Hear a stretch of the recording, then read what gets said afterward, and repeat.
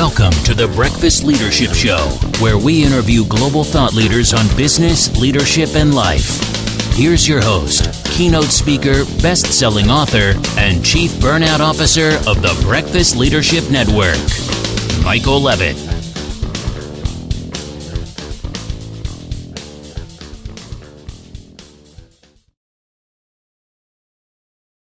Welcome back. I've got Dr. Scott Rigby on the line. Scott, how are you? Great, Michael. How are you? I am awesome. Really looking forward to this conversation because you do a ton of work in a space that a lot of organizations and individuals are challenged with right now. So why don't you share a little bit about you and then we'll dive into the conversation. Yeah, sure. Well, I've kind of had an interesting trajectory in my career. I was trained as a behavioral psychologist.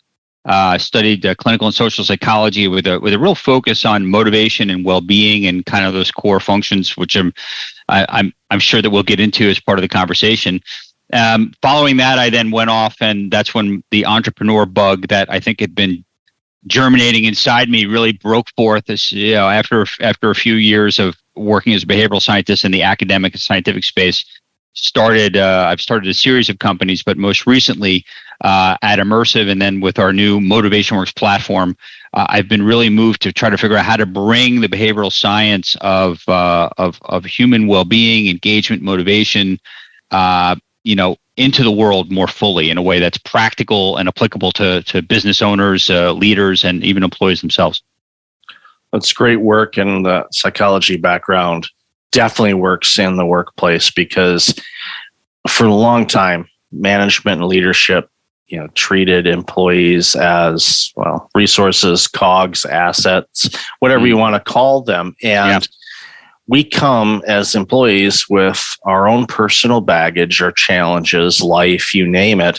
And this pandemic that we've gone through definitely brought to light a lot of those challenges as organizations were trying to figure out, okay, how do we continue working when in many cases we were told we can't go into work, so we got to work remotely? Or how does that look? And how do we engage our teams? How do we keep people engaged and feel like they're not lost? Or productivity, all the things that we've been hearing about over the last few years, definitely comes into play, and there's, a mindset about it too. So I'd love to hear your thoughts on what you've seen over the last couple of years anyway, and where you think things might go. Well, it's been a fascinating time. I'll tell you, one of the things that I think would be interesting to talk about is right at the very beginning of the pandemic, something interesting happened if you look at engagement or employee engagement. And that is that engagement numbers spiked to levels that had not been seen in the Gallup, usually Gallup is kind of the main tracking metric around this, jumped to levels that we hadn't seen in 20 years. And at the time, I remember talking to leaders and saying, there's a lesson here that we need to learn. Let's not miss the lesson. Unfortunately, within a couple of months, the numbers plummeted back down to where they are now. I think the lesson was missed. And what that lesson is that when the pandemic hit, leaders, a lot of them very authentically, I don't want to say a lot, I think all of us, we kind of huddled together and we cared about each other. And instead of people first being one of those things that's in the mission statement, but it's kind of a rhetoric, leaders really cared about their people. We want to put our employees first. And employees saw it and they felt it. And guess what? When they felt cared for by their leaders in a really true and authentic way, we saw something that all of the billions that's invested every single year in employee engagement, this and that, we saw something transformational. But then, again, when I said we missed the lesson, I think we didn't understand the power of that, where it was coming from. We kind of got our footing. Businesses started to put all kinds of other things in place. And here's the thing that's a little troubling, Michael, is now what's happened, and this is where the Great Resignation comes from, is businesses have pulled back so much from that we've seen it not just drop back to 2019 levels, but we're seeing it plummet even lower. So we see engagement numbers down. And interestingly, we also see the trust that employees have that leaders care about their well-being at a 10-year low, 20-year low. I'm not sure, but it's challenging right now. Yeah, that's the thing. I mention this a lot in my interviews and conversations. Excuse me. This goes back to 2000, 1999, 2000 era. It was towards the tail end of the .com era before things went sideways. I worked for an internet market research firm in Chicago, and my boss Rick came to me first day, 3:32 p.m. I remember specifically because I looked down at my clock on the computer, and he said, "Okay." And he came in, he leaned on my cubicle. I said, "Okay, I just want to lay down some ground rules." And I'm like, "Okay, here we go." It's like, well, at least the ink's still wet on my resume. I can always go somewhere else, because I thought, okay, this is what it's going to be. And he leans in and he goes, "I don't care when you get here. I don't care when you go home. As long as you get your work done, we're good. If you need anything from me, here's my cell number. You've got my pager number," to kind of date that. Yeah. You let me know whatever you need. We'll make sure we have it. I'm in this office 3 days a week. I'm in Virginia 2 days a week. Whatever you need, let me know. Yeah. I stayed there almost 4 years. I turned down offers that paid $10,000 to $20,000 more a year to go work somewhere else, because I'm like, they trust me. They want me to be successful. I was a 20-something guy that had a $6 million IT budget to order stuff. Talk about a playground. And then, of course, when I went home and I wanted to buy something for me, I didn't have that $6 million budget. That's when I was like, ooh, man, maybe I should have taken that higher pay. No, I didn't. But that was 2 decades ago, and it still resonates with me today. And that was something that I did as far as a leader when I was leading organizations. Like, what do you need? I turned around an organization that had over 80% turnover, and the next year that was 6%. And how did I do it? What do you need? Okay. Yeah, and I think so. So what you're talking about is so important, and a lot of times this gets framed, or historically this has been framed in terms of that kind of servant leadership idea, right? So the servant leadership is, I'm here to kind of serve the people, who are in my downline and who are on my team. The challenge, but where we're excited to evolve things is how do you scale servant leadership, and how can you create a cultural framework for that spirit of what do you need, to actually knowing what people need. So imagine that you as a leader know what people need fundamentally, not just Michael over here in this section, or Bob in accounting, or Samantha over here, where you have to have those individual conversations. But how can you have a framework for understanding the human needs of your employees and put into place in your policies, your procedures, your culture, your training, the support of those needs? And so this is where the behavioral science work that we've done over the last that same time frame. I sadly I remember those days as well. I'm old enough to remember those days and the early days of everything. During that, even prior to that time, we had been developing the behavioral science model, and really what it's identified are 3 fundamental or basic psychological needs, we call them: the need for autonomy, the need for relatedness or belonging, and the need for mastery. And what we do is we train in that model and how to support those basic needs, because it turns out that every employee intrinsically wants those things to be supported. And if you can adopt support for those needs into your culture, then you're going to see it's a tide that raises all boats, right? So it actually helps managers, a lot of whom, let's face it, a lot of times business owners have to deal with the fact that managers don't intuitively have the same wisdom that manager did for you.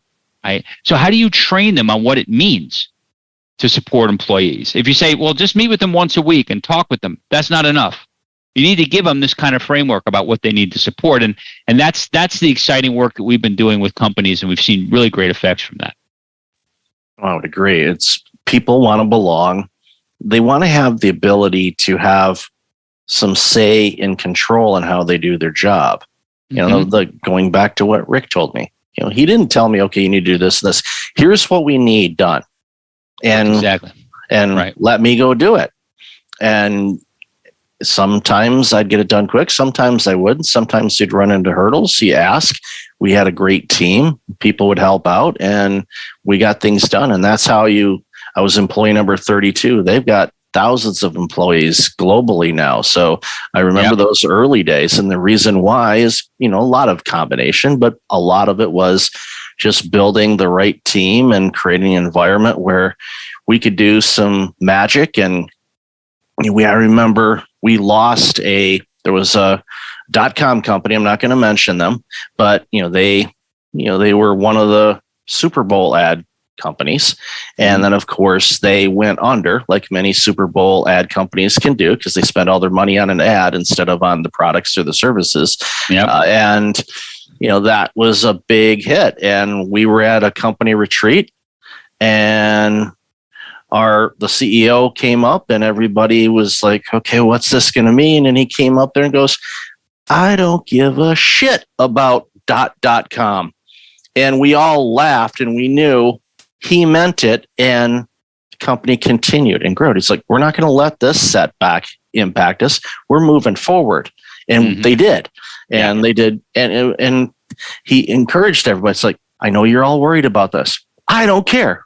I'm the CEO. I'm the one that should be worried. I'm not worried. Why? Because I know what you guys are going to be able to do. Yeah. Because we're going to create the environment for you to do that. We're going to forget about them.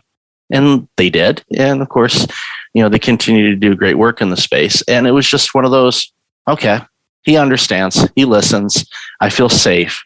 And it just, he was focused on the mission. He believed in his people. And I think that kind of conveys, a lot of support for those basic needs that I was talking about. Yeah. Yeah. So for organizations, I know you've worked with some amazing companies, and when I, looked at the roster of them, it's like, it makes sense that these would be organizations that would be focusing on these areas, because I've purchased services or products from many of these organizations, and I can tell it's like, okay, this is an organization that's ran really well. Why? And it's because their employees are healthy and they're contributing. And so working with these organizations, walk us through that process without giving us the Colonel's secret recipe, of course. But, ultimately it's like, when they reach out to you, or vice versa, you reach out to them because you see a situation or an opportunity, what are some of the conversations like, especially for those managers, and you alluded to that a few minutes ago, where a lot of times managers, not necessarily their fault, but it is on them too, as far as their own growth, is a lot of them are not geared to go beyond that. I'm going to meet with you once a week kind of thing. So, what's that process? Well, I think, the first thing is, this is where having an actual framework, and, one of the reasons when we built our Motivation Works platform, one of the purposes of the platform was to take all of the practical and actionable science that we've developed over the last 40 years, in the marketplace, and that we've validated through lots of studies, where we essentially say, if you intervene this way, does it have a positive impact, not just on the employee, but on the manager themselves? And we call them recipes, right? So it's not simply tactical advice like have a meeting. It's, well, what is it that needs to happen in that meeting? And we call them recipes because, just like a recipe where it's like, get 3 eggs out, crack the egg, now do this. We'll actually say, give training where we say, all right, first of all, take 10 minutes beforehand and work through this punch list of questions yourself. Now move into the conversation, make sure you cover these areas. Now, if this happens, here's an example of the ways in which you can respond. And the reason that it's impactful is, first of all, managers don't have a lot of time. They already have too much to do. And they're not supposed to be expert psychologists or understand basic need fulfillment or those things. They didn't get to be a manager because they understood all those things. They got to be a manager probably, as we know, because they were good at their job. So they got to be a manager. So now they have these new responsibilities. So what they appreciate is that we start by kind of giving them feedback. We do quick assessments with their teams. It takes about 5 minutes. Again, as behavioral psychologists, we know how to ask questions the right way. We can get so much meaningful information, Michael, in a 5-minute survey that most employee experience surveys take, 45 minutes. You won't get as much information. And then we immediately give the manager what they need to hear about their team, right? Here are the strengths and weaknesses, and here's specifically what you can be doing for you to have a happier life, not just to support them, not just to put another burden on the manager. And this is another thing about a lot of these trainings is here's another, responsibility we're going to hold you accountable to is you need to get your team's employee engagement numbers up. You need to lower your retention rate. This is a lot of pressure on managers, and when you frame it that way, it can be very demotivating. And this is why most managers don't engage fully with this process. But if instead you say, look, this is going to make the quality of your life better because you're going to understand not only how to support needs, but in the supporting of those needs, your needs will also be you'll have a more fulfilling work environment. And because we're dealing with the fundamentals of the human psychology, people buy into it a lot more. They get the help they need, and they're able to kind of engage. One other thing I'll mention is another kind of manager I'll talk about for just a minute, which is the manager who's the jaded manager. They're the ones that's like, yeah, sure, people are intrinsically motivated. You support their needs and engagement will emerge. I don't buy it. You haven't met my team. My team needs the whip to crack. My team needs this. My team needs that. And the way we help them is we help them understand that becomes a self-fulfilling prophecy. When people are demotivated and they're not supported and they're more controlled in the top-down way, they tend to disengage. When they disengage, guess what? You feel like you have to come in and crack the whip a bit more to get them to engage in the short term, which then demotivates them further, which then requires. So it's this kind of like sinkhole that you circle in the drain. Right? Once we equip them with some tools to approach it differently, their job gets easier because, it's a lot of work to crack a whip, and it's also not enjoyable. Right? People don't enjoy doing that. So this other method increases vitality, increases energy. It's easier, and it actually, the employees themselves get involved, so the manager doesn't feel like it's all on them. It becomes a team exercise to engage and to get fulfillment at work. So anyway, those are just a couple of thoughts, and that's why I think companies resonate with this.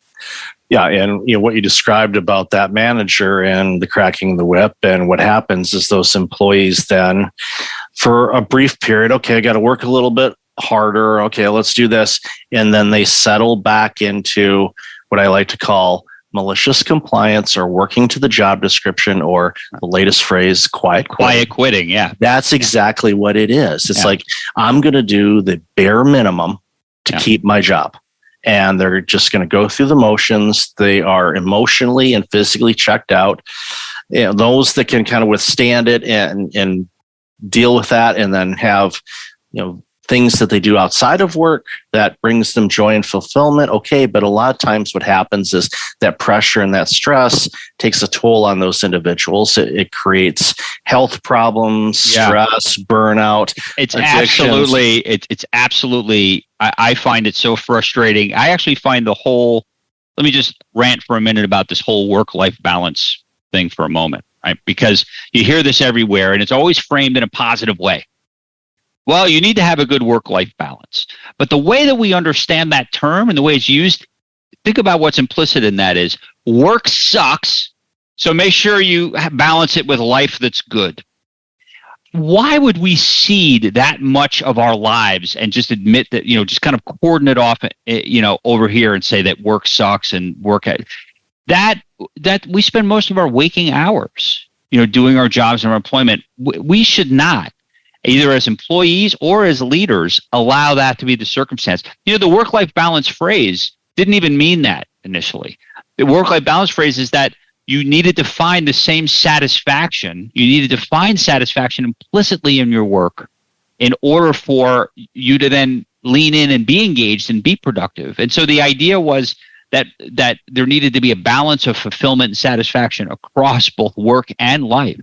Not that you balanced horrible work with good life. And so we need to just really embrace a different idea here, which is that work needs to be a place where people are fulfilled. People deserve to be fulfilled at work. And I think leaders need to get to a point where they understand both the opportunity they have as humans to be doing something for their people really genuinely, not in a transactional way. That's important. It has the added benefit, though, Michael, as we know, it's also going to help their business. We know that. Leaders know that. They shouldn't engage it for that reason fundamentally. They should engage it because it's the right thing to do. I think that manager that first story you told, if you had felt like he was saying those things to you as a tactic to get you to do your work harder, you would not be telling me this story. The reason you're telling me this story is there was an authenticity that he was sort of caring about you.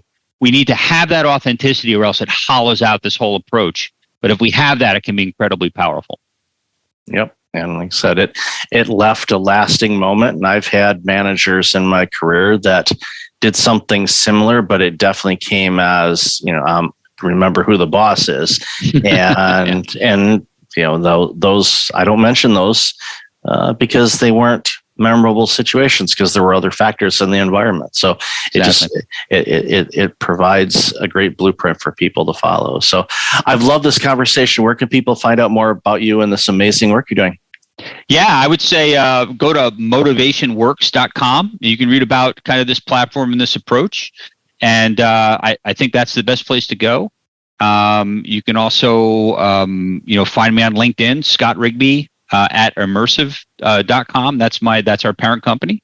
But I think directly on this work, it's motivationworks.com is the best place. Awesome. And I'll definitely have that in the show notes. So Scott, thank you again for your time. And more importantly, thank you for this important work. It makes the products and services that we as consumers have when we're buying from healthy organizations. And you're doing a great part to help make that happen. Yeah. Thanks, Michael. It's been a great pleasure to be with you.